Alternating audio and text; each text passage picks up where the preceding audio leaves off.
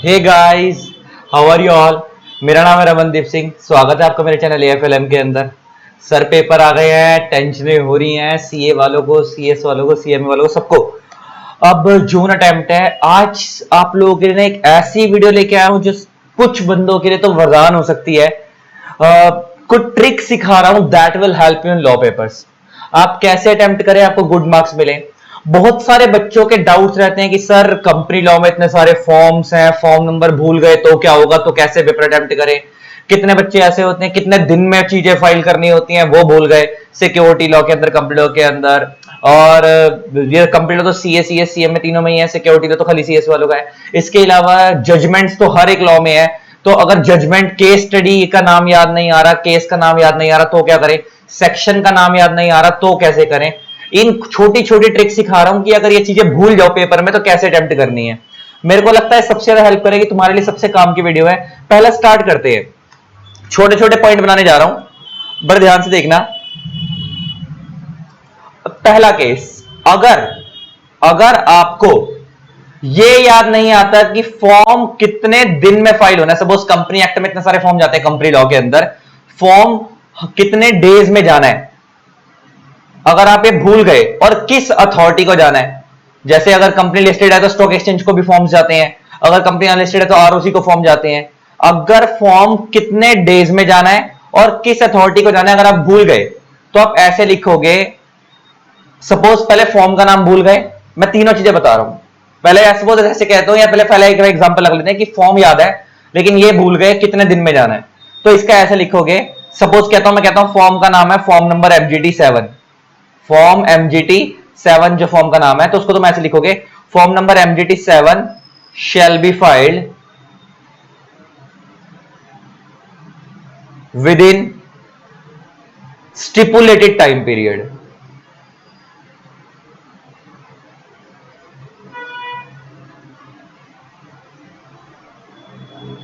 मतलब अगर आप फॉर्म का टाइम भूल गए कितने दिन में फाइल होगा, तो आप वो डेज की जगह क्या लिखोगे, स्टिपुलेटेड टाइम पीरियड, मतलब वो टाइम पीरियड जो लॉ मेकर ने मेंशन कर रखा है। अब अपने आप सोचता रहे कौन सा टाइम हम भूल गए।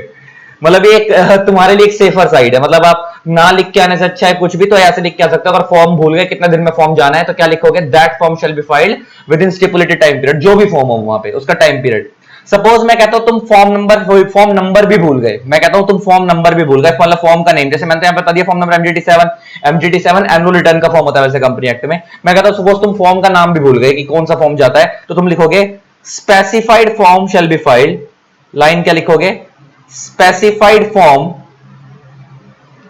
शैल बी फाइल्ड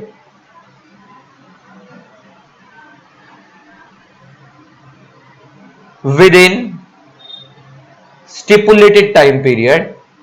मतलब इधर तुमने अब क्या करा, फॉर्म हमें नहीं पता, स्पेसिफाइड है, टाइम पीरियड हमें नहीं पता, स्टिपुलेटेड है, stipulated time period to the ROC. बस इतना अगर पता है तुम्हारे को कि आरओसी के पास फॉर्म जाता है, रजिस्ट्रार के पास जाता है, तो टू द रजिस्ट्रार। केस 3, अगर तुम रजिस्ट्रार का नाम भी भूल गए, मतलब ये भी भूल गए कि फॉर्म किसके पास जाता है, कौन सी अथॉरिटी पे जाता है, तो उसकी जगह क्या हो जाएगा, रजिस्ट्रार को काट के यहां पे कर देना, रजिस्ट्रार को काट के क्या कर दोगे, to the prescribe authority, to the prescribed authority. तो मतलब इसमें सब कुछ ही प्रिस्क्राइब हो गया। तो मतलब ले दे के स्पेसिफाइड फॉर्म जाएगा with in the stipulated time period जाएगा टू द प्रिस्क्राइब अथॉरिटी। अच्छा, ये वाली चीजें ना रामबाण तीर है, ये पूरा पेपर ही भर के मत ऐसे आ जाना, सारे फॉर्म याद करके मत जाओ, अपने आप ही लिख लिख के आ जाओ कि स्पेसिफाइड फॉर्म यहां पे जाएगा प्रिस्क्राइब अथॉरिटी को। ये बार बार ये लाइनें रिपीट होंगी ना तो उसको गलत लगेगा, टीचर का एग्जाम तुम्हारा इंपैक्ट नेगेटिव जाएगा। लेकिन अगर पूरे पेपर में एक या दो या तीन जगह यूज कर रखा है तो उसको लगेगा यार बच्चा आता है, ठीक है, उस बच्चे ने यहाँ पे अपनी तरफ से क्लियरिटी डाल दी, हो सकता है श्योर ना हो तो आपको नंबर मिल जाएंगे, आपको नंबर। लेकिन पूरे पेपर में ऐसी हरकत मत करके आना। ये मैंने आपको पहला तरीका बताया। अगर आपको फॉर्म याद नहीं है तो, और टाइम पीरियड याद नहीं है, और किस अथॉरिटी का टाइम नहीं है तो कैसे लिखना है। अब आती है सर बात, ये तो हो गई तीन बातें। अगर आता है अब आपको सेक्शन याद नहीं है, सपोज सेक्शन याद नहीं है, तो उसको आंसर स्टार्ट करना है। जनरली तो हम ऐसे होता है, सपोज प्राइवेट कंपनी आ गई तो हम लिखेंगे एज पर सेक्शन 2 क्लॉज 68, 2 क्लॉज 68, देन उसके बाद प्राइवेट कंपनी की डेफिनेशन हम स्टार्ट कर देते हैं। जनरली तो ऐसे करते हैं, है ना।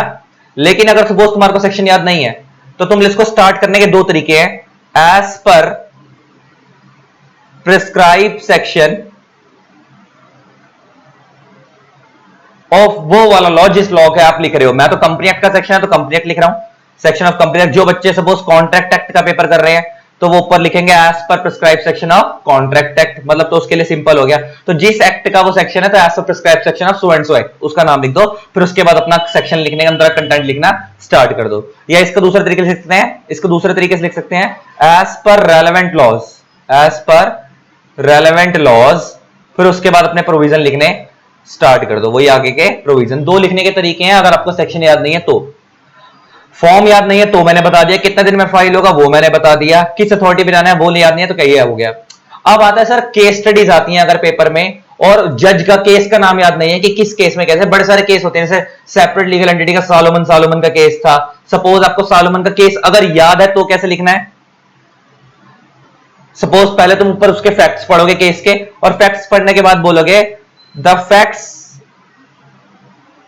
पहले ऊपर वाले फैक्ट्स जो क्वेश्चन में आए हुए हैं पहले उस फैक्ट्स को पढ़ लो और तुम्हारे को समझ आ गया किसका आंसर के फैक्ट्स हैं। तो पहले ऐसे लिखोगे the facts of this case study. Suppose तुम्हारे पेपर में उसने केस बना के दिया, तुम्हारे को पढ़ के लग रहा है यार ये सेपरेट लीगल एंटिटी का केस है, तो तुम उसका आंसर ऐसे लिखोगे the facts of this case study is similar to this case, is similar to the case of Salomon and Salomon Limited and Salomon Limited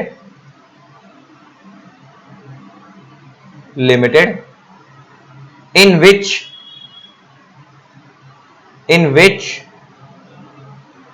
it was held that, जिसमें ये held किया गया था।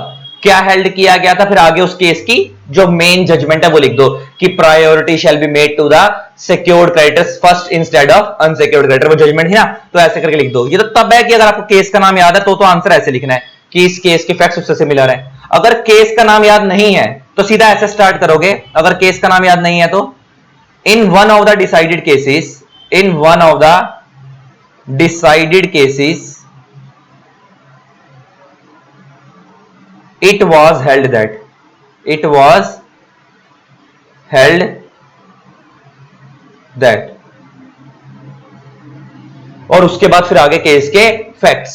तो मैंने आपको बड़े सारे तरीके बता दिए। सेक्शन का नाम याद नहीं है तो कैसे लिखना है, अथॉरिटी का नाम याद नहीं है तो कैसे लिखना है, फॉर्म कितने दिन में फाइल होगा भूल गए तो स्टिपुलेटेड टाइम पीरियड लिखना है, मतलब उसके टाइम पीरियड के लिए। केस का नाम याद है तो कैसे लिखना है, केस का नाम याद नहीं है तो आंसर कैसे स्टार्ट करना है। ये सारी बेसिक बातें थी जो मैंने बताई। इसके बाद एक लास्ट चीज बता रहा हूं, कोई भी आंसर को, बच्चे का एक क्वेश्चन होता है सर कितने पेज में लिखना है, तो कोई भी आंसर की जो लेंथ होनी चाहिए, पहली बात तो वो 3 पार्ट में डिवाइड होना चाहिए कोई भी आंसर। सबसे पहले ऊपर लिखोगे आप केस के फैक्ट्स, 4 में कर देना, देन रेलेवेंट प्रोविजन। ये रेलेवेंट प्रोविजन का मतलब वो सेक्शन या केस का नाम अगर आपको याद है तो। फैक्ट्स मतलब वो जो ऊपर आंसर से क्वेश्चन में जो लिखे हुए हैं उसी को डिटेल में थोड़ा सा लिख दो यहाँ पे। रेलेवेंट प्रोविजन मतलब कौन सा सेक्शन यहाँ पे लग रहा है। अगर ये वाला प्रोविजन सिर्फ ये वाला पैराग्राफ रेलेवेंट प्रोविजन वाला सिर्फ तब डालना अगर प्रोविजन याद है तो, अदरवाइज सिर्फ 3 पार्ट में स्टार्ट करना, फैक्ट्स, देन इसके बाद एक्सप्लेनेशन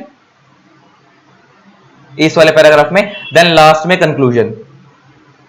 सपोज जैसे अगर मैं प्राइवेट कंपनी की बात करूं तो प्राइवेट कंपनी के लिए मैं क्या लिखूंगा, प्राइवेट कंपनी पर फैक्ट में लिख दूंगा प्राइवेट कंपनी क्या है जिसके आर्टिकल में 3 सेक्शन होती हैं। रेलेवेंट प्रोविजन लिख दूंगा सेक्शन 2+68। एक्सप्लेनेशन में उन तीनों कंडीशंस को एक्सप्लेन कर दूंगा। लास्ट में कंक्लूजन में क्या डाल दूंगा, अगर इन तीनों में से कोई एक कंडीशन भी फुलफिल नहीं हुई तो ये प्राइवेट कंपनी नहीं कहलाएगी। तो ऐसे करके 4 पार्ट में आंसर डिवाइड होता है। लेकिन ये सेकंड वाले जो मैंने चीज लिखी रेलेवेंट प्रोविजन अगर याद नहीं है तो चलेगा, तो आंसर 3 पार्ट में डिवाइड कर देना, फैक्ट्स, एक्सप्लेनेशन, कंक्लूजन। ये खत्म होने के बाद आप ऐसे इस तरीके से आंसर अटेम्प्ट कर लो, डेफिनेटली आपके 70+ आएंगे। मैं अब जो बच्चे मेरे से पढ़ते हैं वो जानते होंगे, मैं पहले अपनी क्लास में बता चुका हूं, मेरे ऑलमोस्ट सारे पेपरों में लॉ की एग्जाम्पशन थी, मैं यही ट्रिक्स फॉलो करता था अपने टाइम के अंदर। तो ये आपको फॉलो करना है, आपको डेफिनेटली अचीवमेंट मिलेगी। अब आती है लास्ट बात जो मैं करता हूं, सर लेंथ कितनी होनी चाहिए। तो सर लेंथ अगर 5 नंबर का आंसर है तो पहला पेज पूरा, नेक्स्ट वाले पेज पे 3 या 4 लाइन में कंक्लूजन। तो सेम इसके तरीके से रट लो। तो अगर 10 नंबर का आंसर आ रहा है तो 5 नंबर का फ्रंट पेज पूरा, नेक्स्ट वाला पेज पूरा। अगर 8 का आता तो अपने हिसाब से कॉम्बिनेशन लगा लो कि फ्रंट पेज पूरा, नेक्स्ट वाले का आधे खत्म होने से पहले आधा, बस। ये नहीं पेज पेलते चले जा रहे हो, सब कुछ करते जा रहे हो। और एक चीज, अगर सपोज आंसर आता है लेकिन कंटेंट कम आता है तो उसमें गंद नहीं मारना अपना, कुछ भी जो लिंक हो रहा है उसका तरीका ये होता है राइट साइड में शीट में मार्जिन खींच दो।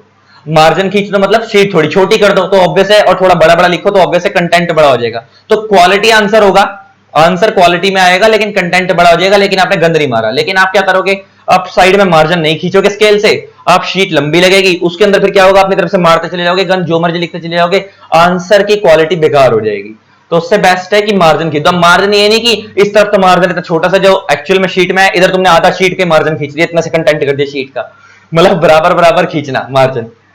चलो आई होप आपको ये पॉइंट समझ आएंगे, ये फॉलो कर लो डेफिनेटली। आज आपका पेन कम हो गया होगा दिमाग से कि सर अगर सेक्शन वगैरह याद, वैसे तो करने जरूरी होते हैं, और मैं कहता हूं बच्चा याद करके भी गया है, अगर भूल गया है, केस का नाम भूल गया, सेक्शन का नाम भूल गया, तो आप इस तरीके से करो, आपके डेफिनेटली नंबर आएंगे ही आएंगे।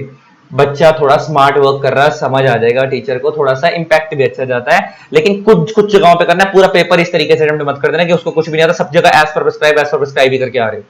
चलो आई होप आपको वीडियो अच्छी लगी होगी। इस वीडियो को मैक्सिमम शेयर करें ताकि और लोगों को भी इसके बारे में मिल सके। And keep loving and keep supporting my videos. Thanks a lot यार, बाय बाय।